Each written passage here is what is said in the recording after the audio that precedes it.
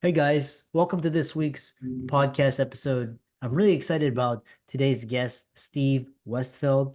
He's an entrepreneur, and we're going to talk about how AI can be used in these new entrepreneurial endeavors. And Steve uses AI in sports betting, and we're going to talk about all about this. Again, none of this is financial advice, but I'm really happy to talk about the future of AI in sports and talk about entrepreneurs in this space. So, Steve, welcome. Hey, good to be here. Thank you for having me. Yeah, you have an interesting story about how turning adversity into advantage and kind of lay the groundwork, how you started your company, and it's gonna be a really interesting conversation. Yeah, so I was a sports fan kind of all my life, and when sports betting became legal in my state, I think it was back in 2020. I started kind of looking at it and playing around a little bit, and didn't really have any idea what I was doing. And I got on Google one day, and I was like, man, there's got to be places out there or places where people sell picks or they sell like, hey, I think this team is going to do better than this team. And I didn't know what I was looking for at the time, but it's called kind of the sports handicapping industry. Mhm. And the other thing I didn't know is that it is fraught with crooks and cheats and people who will say anything they can to take your money and sell you their garbage picks. Mm. So I was young and naive, and I started, subscribing to this one service, and they claimed that they would that they had this really good win percentage. They were winning like 55 to 60% of their bets against the spread, which is a profitable model. And so I bought into their entry level package for, I think it was a couple $1,000s, and I started winning all the time. And for, I don't know, 4, 5, 6 weeks, I was doing well. I had already basically won back my initial investment, and I was like, man, there's something to this, and I can maybe kind of become a full-time sports bettor. Mm. So they they went on this super hot streak right when I went in, and they knew how to leverage it, and they put the screws to me as far as sales tactics. And they said, hey, we know you've been doing well. We have this next tier package up. It's like $70,000, but you get the most premier of the premier picks. You get access for a full year. There's only a handful of people in the country who even have access to these. And if you thought how you won before was good, we will win way more with this new package. Mm. And I did the math, and I looked, and I was like, man, if what they're claiming is true, then there is certainly some money to be made here. And I looked at their win record on the package I had bought, and I was profitable. And I was like, okay, let's do it. So I bought in. And all said and done, I was about $70,000 into this thing, and their track record absolutely went into the toilet from pretty much from that moment on. And fast forward a year or a year and a half, and it was not a profitable service at all. It was actually a total joke. It was probably, some guys who had really, really good sales tactics who were just sitting there guessing on how they thought games would go. And long story short, I was out the initial money, I was out the initial fee, and so I was like, man, I can stink and do this better than these guys. Like, I can make a better model to predict sporting games. I had to figure out a way to get my money back. So I started coding up this algorithm that we've now kind of coined as Remy, and it's an AI algorithm that analyzes data points on all kinds of games. And Remy started doing really well, and I started winning a lot at sports betting. I actually won enough that three sports books have banned me or blacklisted me from playing with them because I'm no longer a welcome customer. And Remy continues to do pretty well. It's hovering between 55 and 56% right now is the track record, and any sports better would know that anything over 52% against the spread is going to be profitable, or 52.4%. And Vegas was built on this 1 to 2 to 3% margin, and that's what the algorithm so far seems to have against the spread. And so we created this company called LeansAI, and we sell the data that Remy produces to subscribers. They can sign up free for 30 days, check it out, and see what Remy says about the games going on today. Yeah. It's interesting, just kind of the use of AI and are, basically, are you gonna be, is AI gonna be like kind of you know, someone people use as to cheat the system, kind of like, card counting back in, when 21, I think the movie 21, that was Hmm. really in like the MIT blackjack team. Hmm. And yeah, it's gonna be interesting to what, creative entrepreneurs kind of come up to beat the house, especially, you take Vegas money, they're gonna start screaming and yelling. So Yeah, yeah, they definitely pay attention to how much you win from them, and if you win too much, they definitely cut you off. yeah. Yeah, so it's interesting. So we're talking, we're just talking, and these are just concepts, this is not advice or anything. These are, very risky things, but Yeah. um yeah. There are a lot of ways to lose a lot of money sports betting, that is for sure. Yeah. Yeah. So a little bit, this is interesting, AI in sports betting, and in your journey with LeansAI, what made you come up with how did Remy come up with that name, and how have you seen AI machine learning revolutionizing this field, and what makes your algorithm stand out in predicting these outcomes? Yeah, so the name Remy actually came from my sister-in-law, and everyone heard it for the first time, and I'm like, "Oh, that's perfect." It's simple, it's short, it's sweet, and it just seemed to fit really well, kind of with the brand we were building. But as far as the AI itself, AI is fascinating. It's certainly a love hate. I mean, you can get on Chat GPT and you can type in some stuff and it will give you amazing answers, and then you can type in another question and it will give you absolute trash garbage for an answer. So I think AI has a long ways to go. But one of the fascinating things about it is it is void of human emotion or bias, at least in the sports betting realm. And so one of the things that we've seen is if I'm a human sports handicapper or a human sports better, and I look at a game and I try to make a prediction on how that game is going to trend, I'm going to pull on my own history of experiences and maybe emotion on whether I like one team versus another team, or whether I like one coach versus another coach, and certain situations. And I'm going to pull on all of these kind of emotionally biased things to weight my prediction towards this game. And all of that is fraught with all kinds of different layers of bias. I mean, my memory is not perfect of my own experience. My memory is not omniscient, so it doesn't remember everything about these coaches and everything about these games, mostly because I wouldn't have even learned it. And human bias is all throughout that equation. AI, on the flip side, is void of human emotion or bias, and obviously you can have humans are training this, and so you can start to have bias in some of the training methods or things like that. But typically, the human emotion is stripped out of it, and so what we've seen is that AI tends to be far more consistent over the long period of time than emotional humans at predicting how a game is likely to trend. And that's one of the big advantages that we've found. A lot of people don't know this, but when Vegas sets a line on a game, they are not trying to predict the outcome of a game. They are trying to split money evenly on both sides of that line, because they know if they can get half the money on one side and half the money on the other side, then they'll take their little cut called juice, and they'll walk away and they'll profit regardless of how the game goes.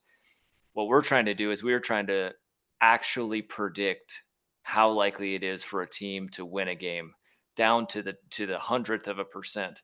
And so anytime that we see that the game analytics don't match the line that has been set by Vegas, where they're trying to split money, then that creates a lean or an advantage to one side of that line or spread. And that's how we've built our whole business model. Interesting. I've always found these markets very interesting, especially hedging, Yep. arbitrage. Yep. Where does all of this fit? Because I've heard of this new area called prediction markets, and I mean, it sounds like sports betting is kind of one aspect of prediction mark, because you can, like, I know there's people predict you know I'm not sure, I don't want to say gambling, but they're trading on like climate, they're trading on Mhm. interest rates, who's going to be, Elections. yeah, yeah, There's huge markets for all kinds of elections, presidential elections, and House and Senate, and all that stuff. yeah, yeah. Like I said, very fascinating, and just kind of the arbitrage. And I've always been fascinated with people and making a living in Vegas, like professional poker players, and just it's really fascinating to me. So the other question is insider insights, and you mentioned human behavior in sports is predictable. Can you elaborate on how this predictability plays a crucial role in your AI algorithm success in sports analytics? Yeah, yeah, yeah. So, yeah, there's the common saying that be careful of history because it tends to repeat itself, or some flavor of that saying. And it's amazing how often something pops up and humans behave exactly the same way, just in general. And then you start to confine that more to sports, where I put, a defined boundary on it, like a court or a sideline, or a stadium, like a baseball field. I put walls all around it and foul ball lines.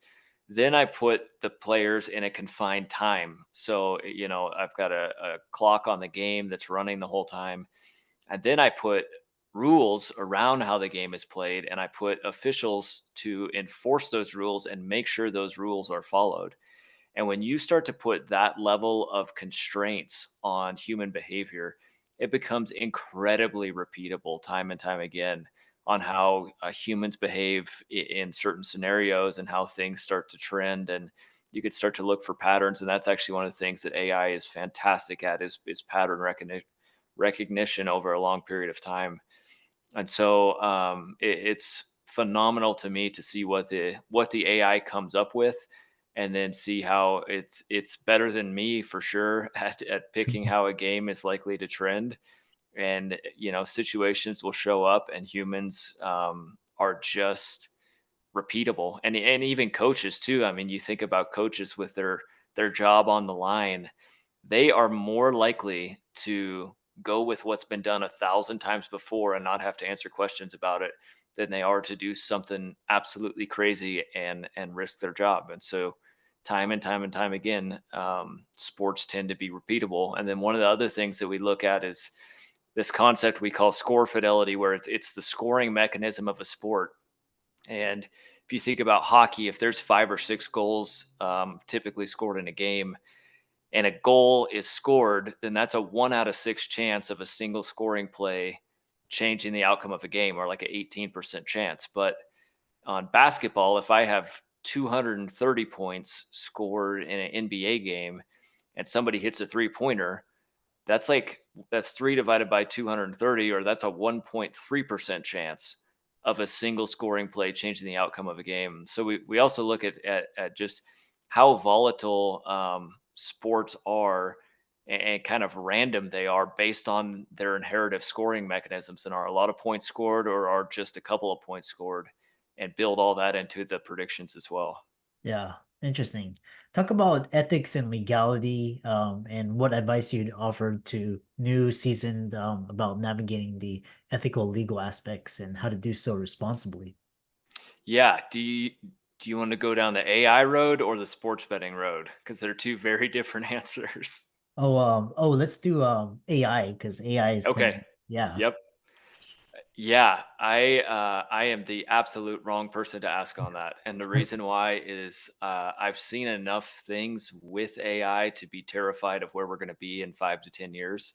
So I try to put blinders on that far out and only focus on kind of what we have in front of us now. I am certainly not a good policy guy when it comes to long term vision on how to bound this thing. Yeah. But at the end of the day, I think it's powerful. I think it's scary. I think it's dangerous, and I really hope that we're able to get the right people investing it, the right people putting guardrails on it, and we use it for good, because there is a lot of bad stuff that can come from using it the wrong way. Yeah. Yeah.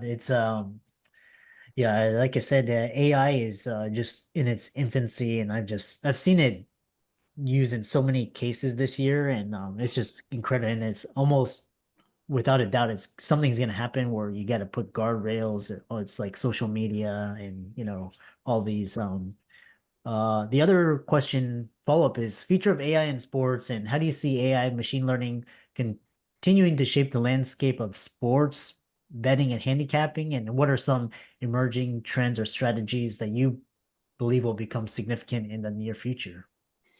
Yeah, that's a really good question. One of the things that we've noticed is so AI tends to work best when it has mountains of data, and the more, almost seemingly, the more data you put into it, the better within reason. However, this last year we saw two fascinating things happen in sports. So in baseball, we saw the pitch clock get brought up from the minor leagues. It was implemented in the major leagues for the first year, and our algorithm absolutely sucked for April, the whole month of April, when it was first exposed to the pitch clock, because it was seeing patterns and trends that it had never seen before in the past. And that plays out in all kinds of ways, like the pitcher can't go to first as many times, or base is getting stolen, we're up, and then you start to get the California rule in extra innings was also in there. And when it's looking at data from the past, and then it's looking at what it's seeing now, it's kind of a mismatch, or it's kind of apples to oranges, just because of these subtle differences. I mean, even high pressure situations with the pitch clock, some people perform amazing and some people perform terrible, and it like put a microscope on those little instances, and lit a fire under it, and just created all of these outcomes that we were not or that the AI was not prepared for.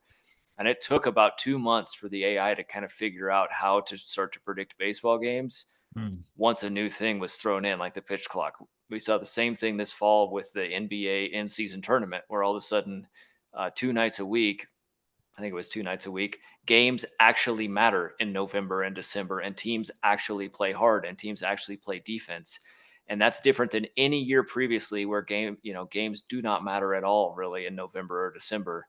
And it threw the AI off. And so, one of the things that that I think I could predict going forward is that as long as sports tend to stay kind of the same and Yeah. tend to stay, fairly repeatable, the AI is going to be pretty good at predicting that. But as soon as a wrench gets thrown in, or rules get changed, or this or that or the other gets changed, it's definitely going to take a minute for the AI to kind of start to figure out what is this new thing I'm seeing, and how can I learn from it.